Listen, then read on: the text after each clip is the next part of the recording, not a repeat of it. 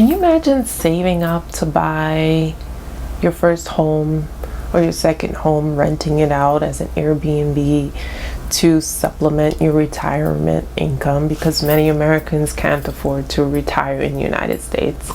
And so you have your little quaint Airbnb apartment that you're renting out, and then you decorate it to make it as hospitable and comfortable for any guests.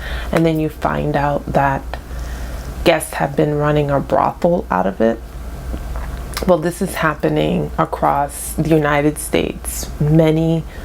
Unbeknownst to many owners, that the guests have turned their short-term stay into a full-on brothel. And this has become ubiquitous. Not only are Airbnb apartments vulnerable to this, but also hotel brands who actually have gone under significant scrutiny after it was revealed by victims of sex trafficking and human trafficking that hotels sort of turned a blind eye to these practices. Before I get into these stories, this is the Legal Code, and on this channel we discuss a wide range of legal topics, whether that relates to your small business or relates to estate planning. We talk about different current events with the legal component so that you can be protected and know what's coming down the pike. So if you like that sort of thing, please don't forget to like and subscribe, and of course share with anyone else you think will find value. Also, I want to share with you that I also have a medical tourism trip planned for the many millions, 40 million Americans that are underinsured in America, and because of that are suffering from not being able to see the doctor, see the dentist, and their health has been in a decline. So I have organized and facilitated a trip to come to Colombia for 2 weeks to receive extensive and robust health care at a fraction of what it would cost you to receive the same care in the United States, sometimes 60-70% less than what it would be in the United States. Colombia is number 22 in the world as it relates to healthcare, outranking the United States and Canada. It is a hub. It is well respected in the medical community for its efficiency, how well the healthcare is run administratively, as well as how good the healthcare is for the cost. The flat fee includes your diagnostics, your initial consultation with the dentist and with the doctor.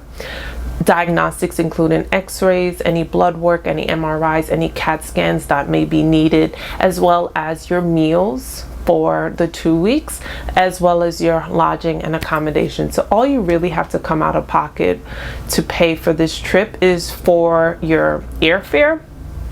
And here are little things, whatever little trinkets that you would like to buy while on the trip. But it's a very, very economical trip, and I wanted it to be economical because the whole thing is that I don't believe healthcare should be a privilege. It should be a right, which is what many countries believe. Unfortunately, the United States is a market-driven model, whereas other countries, healthcare is a right. And so the government pours millions and millions and millions of dollars into healthcare, making sure it's affordable and accessible to everybody. America does not have that framework, which is why it's so cost prohibitive in the United States. Just for basic things, if a basic cleaning in the US can run you from, for instance, $125 up to $250, whereas in Colombia, $40. And most Americans can afford a cleaning at $40. That's not how America works. So if you're interested in this trip, we have an upcoming trip in October, another trip. Our July trip is closed out, so if you want to be on the list for the October trip, don't forget to check out the information in the description box. Now, without further ado, let's discuss sex trafficking and hotel brands being sort of responsible in turning a blind eye to what has been going on underneath their noses, as well as how this is impacting sex trafficking, impacting Airbnb mom and pop businesses. The hotel brands owned by Hilton, Intercontinental and Best Western were among a number of leading global chains accused of profiting from sex trafficking.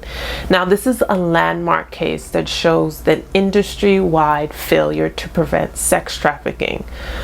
About 3 women have accused a dozen hotel groups of willfully ignoring the warning signs that sexual exploitation was taking place on their premises. New York law firm Whites and Luxembourg is litigating on behalf of the women. Many of the women were minors when this happened. This happened about 10 years ago, but the suit is being brought now in 2023. The lawsuit says that the hotels derived a profit by benefiting financially by providing marketplace for trafficking by renting their rooms to these men who were orchestrating the trafficking of these children. Now, one of the women in the complaint says that she was held captive for about 6 weeks in 2012 at various Wyndham Hotel locations, where unfortunately she was repeatedly beaten, her nose was broken on 2 occasions, her lip permanently scarred, and she also suffered an infection on her face because of the bruises. She was 26 at the time. Now, this doesn't matter if it's a shady hotel or a nice hotel. It's happening in all of them. And it's estimated that 80% of human trafficking arrests occur in or around hotels. In 2014, 92% of calls to the National Human Trafficking Hotline involved reports of human trafficking taking place at hotels. Now, despite well-publicized industry-wide initiative to tackle child and human trafficking, including staff training to identify potential victims, the hotel chains named in this lawsuit have failed to adequately implement such policies, and in some of the cases failed to implement any policies at all, according to the lawsuit. Now, there's horror stories where people were handcuffed to toilets and hotel staff comes in to do cleaning, sees it, and does nothing, reports nothing about it. So this should be a reminder to all businesses in all the industries, not just hospitality, that you can't turn a blind eye. Someone is going to blow the whistle. This case is really important now that it's summer vacation, more and more people are traveling. You might want to think twice about where you stay, knowing that this hotel has received a benefit from sex trafficking and human trafficking, if that's where you want to spend your hard-earned money. In terms of trafficking victims, they may be male, female, young or old. They're often among us in plain sight in hotels. And business travelers are uniquely positioned to help because of their frequency to hotels. Also, human trafficking also spills over into other areas because the people are used as slaves to work in factories as well. Companies that have been found guilty of using trafficked people as labor include, but are not only limited to this list: Forever 21, Zara, of course, Dean Shoes Company, applies to Nike, Uniqlo, H&M, and these are all popular brands. These human trafficking rings are not just reserved for hotels, they are also frequent, as I mentioned earlier, in Airbnb, where they may be less vigilant and less surveillance, less staff to interact with them, for them to run into the staff, and so it's more anonymous for them. And so it's a lot easier to not be caught by the police when they're in these private residences that are remote, rather than in hotels or motels where there's more traffic, where it's easier to surveil a person. So if you're an Airbnb host, you have an obligation just to be vigilant. You have a human duty to be vigilant about your guests. Airbnb did expand its law enforcement portal to 9 languages as part of its platforms to fight against child exploitation. But ultimately, it's up to the homeowners to be vigilant. A lot of these Airbnb apartments are owned by corporations that don't have the oversight that a mom and pop Airbnb rental will, who will be checking, who will be around the premises, who will be nearby, who the guests can call in case of an emergency. These Airbnbs that are owned, like for instance by Blackstone, who's checking them? These people check in remotely, they leave remotely, and then there's a third-party cleaning person to make sure that the area is clean, and that's it. There's very little interaction with anyone else, so it's right for these type of abuses to happen on these properties. Now, one woman from Florida said that she was staying in an Airbnb in Tulum, Mexico, and hoped to have like a fun vacation. Instead, she said her stay was fraught with tension starting upon arrival. The main guest, her by the name of Amber Jackson, and her friends believed that they were about to become sex trafficking victims. First, there were mystery splatters of paint when Jackson got to the apartment. It was splattered on the door, and she said it looked like blood. And so she contacted the concierge, and she was told there was no cause for alarm. It was actually paint. And that didn't make her feel easy, but she told her friends, and they decided to continue to stay in the rental home as planned. So next, Jackson noticed that the keypads weren't set for the rooms.